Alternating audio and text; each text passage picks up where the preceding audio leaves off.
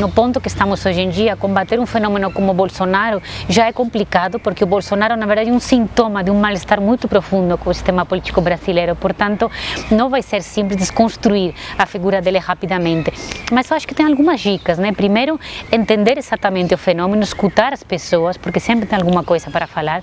Segundo, a gente, de fato, apresentar propostas programáticas e desconstruir nesse sentido. Ele é um candidato que tem uma fraqueza, né? Uma falta de preparo técnico muito claro, muito evidente, e depois eu acho que nós temos que entrar em alguns debates nos quais ele se fortalece. Então, por exemplo, segurança pública, a esquerda tem que entrar com tudo nesse debate.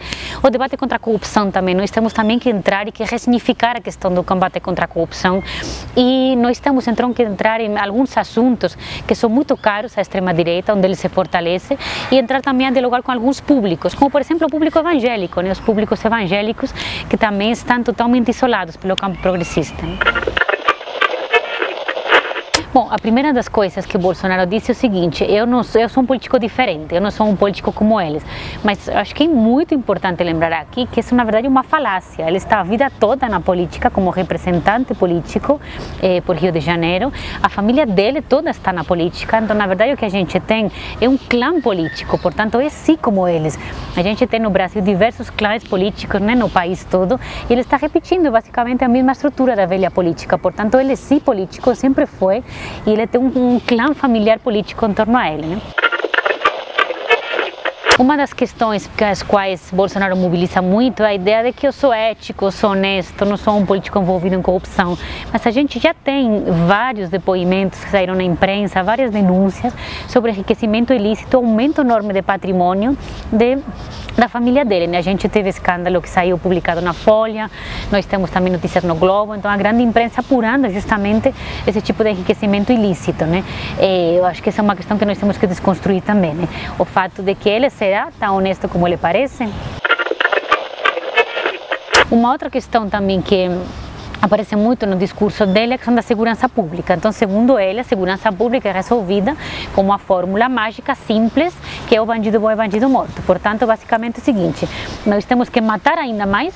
O Brasil é um país que mata 60 mil pessoas por ano, mata-se pouco, segundo ele, nós temos que matar mais, e nós temos que encarcerar mais ainda. Nós temos mais de 700 mil presos nas cadeias brasileiras, mas aparentemente pouco, temos que botar mais gente nas cadeias, né?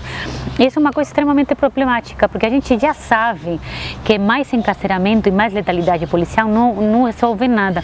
Nós temos países como os Estados Unidos, campeão de encarceramento em massa, que está começando o processo contrário, está desencarcerando, porque já se viu que esse encarceramento em massa, o que ele provoca? Provoca o fortalecimento das facções. Então a gente tem as facções lutando entre elas dentro dos presídios, um problema que sai para fora dos presídios, PCC, Comando Vermelho, etc., provocando um problema muito maior ainda, né? O que você basicamente faz é fortalecer esse crime organizado. E depois é importante porque eu também entrevistei pessoas de periferia, né, que falam muito isso: bandido bom e bandido morto, diminuição da idade penal, aumento das penas. Eu sempre penso, essa população periférica vai ser a primeira vítima, né, dessas políticas do Bolsonaro. São esses filhos dessa população periférica que têm essa maior chance de morrer à mãos da polícia, de serem encarcerados. Então a gente tem que pensar que para um problema tão complexo como a segurança pública, qualquer tipo de solução fácil é uma mentira. Uma das pautas que Bolsonaro propõe é a ideia de liberalizar o armamento para o cidadão de bem. Claro, obviamente, né? É um termo que é muito complexo, porque cidadão de bem, quem que é? Aquele que é branco, classe média, religioso, e o resto de nós não somos cidadãos de bem. Então, ele propõe armar a população de bem.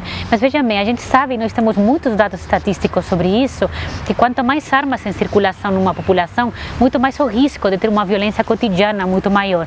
Por exemplo, nós temos já dados que falam abertamente sobre isso, que um cidadão armado, quando ele reage a um assalto, ele tem muita mais chance de morrer nesse assalto do que um cidadão que não esteja armado, porque ele não tem o preparo específico muitas vezes para reagir a isso, ele é pego de surpresa. Então, nós sabemos que armar a população, e isso é muito claro, nós temos dados científicos, estadísticas, pesquisa, que armar a população significa aumento de violência. Isso, nós temos inúmeros argumentos sobre isso. Mais armamento significa mais mortes e mais violência.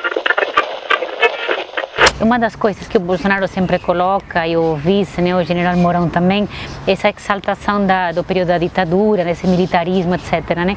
Mas veja bem, eles sempre dizem, durante a época da ditadura não tinha corrupção, por exemplo. Mentira, a gente já sabe que tinha muitas grandes empresas envolvidas em escândalos de corrupção, governo envolvido em escândalos de corrupção, até multinacionais envolvidas. Né? Nós já tínhamos muitos dados sobre isso, que afirmam-se que o período ditatorial foi altamente corrupto. Por outro lado, eles também dizem, bom, mas durante a ditadura tinha muita mais segurança. Claro, uma segurança baseada no encarceramento, no assassinato, na tortura, no silenciamento. Veja bem, a gente teve, por exemplo, aquele momento da greve dos caminhoneiros, que muitos deles pediam, né, intervenção militar, pediam para o Bolsonaro. Olhem que paradoxo, numa ditadura, um regime militarizado, a gente não poderia sair às ruas a pedir esse tipo de proposta, porque nós estaríamos todos silenciados e a nossa liberdade cerceada. Então, tem várias farsas, né, sobre a ditadura, esse tipo de ordem, manutenção da ordem, a segurança, um regime ético, que nós sabemos, e a história nos traz, que são absolutamente falsas. Bem, então, uma das coisas que o Bolsonaro sempre disse é que ele vai tirar o país da crise econômica, né? Mas, por outro lado, nos debates, nas entrevistas, sempre fica muito claro a falta de preparo imensa dele em questões econômicas. E aí ele sempre diz, bom, mas se eu tenho uma equipe, eu vou delegar no Paulo Guedes, mas como que a gente iria confiar num presidente que não tem esse preparo técnico para lidar com questões econômicas, ainda mais no momento de crise econômica, né? Isso aí é um absurdo, né? Um presidente que não tem um mínimo preparo em questões básicas da economia, não tem a capacidade para liderar um país em tempos de crise econômica e nem muito menos para tirar um país da crise. Uma questão também importante para falar aqui é que o Bolsonaro ele tem uma equipe econômica por trás, liderada por Paulo Guedes, que é uma equipe econômica que propõe medidas ultraliberais, neoliberais, né? Então veja bem também o paradoxo, a população brasileira ela é abertamente contra esse tipo de medidas neoliberais, como a reforma trabalhista, a reforma da Previdência, a PEC 241, que impõe aí o teto de gastos para a saúde, para a educação, gastos públicos. Então, ao mesmo tempo que a população brasileira é majoritariamente contra esse tipo de medidas do Estado mínimo, grandes privatizações, etc., ele por trás, porque não fala abertamente da economia, é uma coisa que no programa dele está escondida, né, não é abertamente publicizado, vai impor medidas neoliberais de corte de gastos, né, de reformas que são altamente impopulares para a população. A única resposta que o Bolsonaro tem sobre o machismo, o patriarcado é a castração química, basicamente só resolve tudo, né? Então ele diz que, por exemplo, a CLT tem que ser cumprida e cumprindo a CLT, os problemas de inserção no mercado de trabalho das mulheres acabariam. E a gente sabe que não, isso é mentira, né? Todas nós mulheres sofremos na nossa pele essa diferenciação que o patriarcado faz conosco, né? Todas nós sofremos a violência, como ela se manifesta no cotidiano do dia a dia.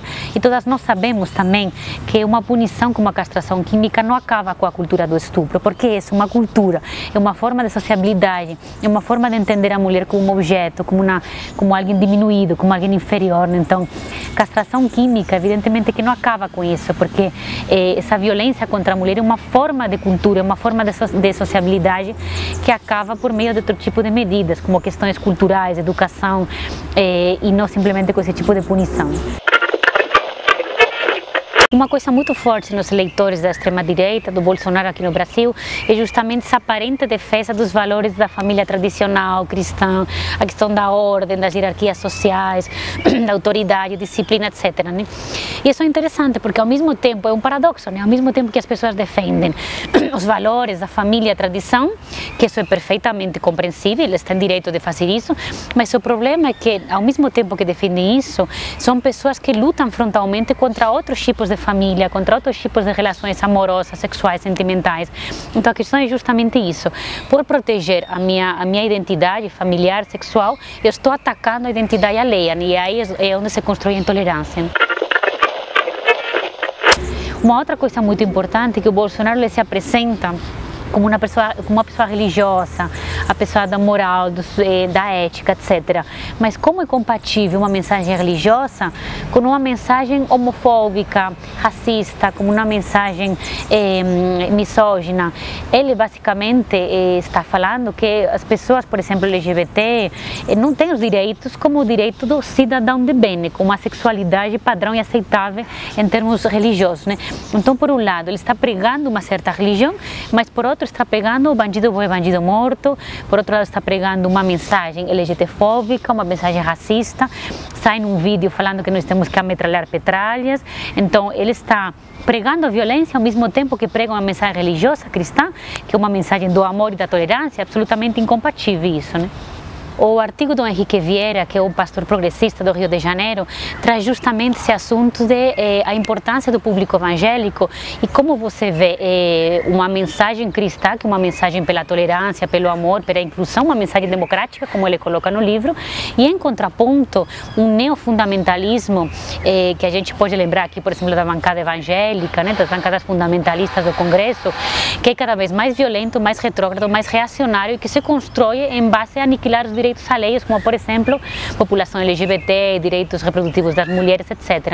Então essa comparação entre a mensagem da Bíblia cristã e esse neofundamentalismo tão violento, religioso. Olá, eu sou Esther Solano, sou socióloga, professora da Unifesp e a organizadora do livro Ódio como Política, Reinvenção das Direitas no Brasil. A proposta do livro é justamente entender o efeito do ódio como política no Brasil, num momento onde o fascismo está ganhando proporções muito grandes politicamente, porque nós partimos da seguinte ideia: para combater o ódio, nós temos que entender o ódio e estudar o ódio primeiro. Então, a ideia é justamente isso, pensar sobre o ódio como uma forma de luta contra ele.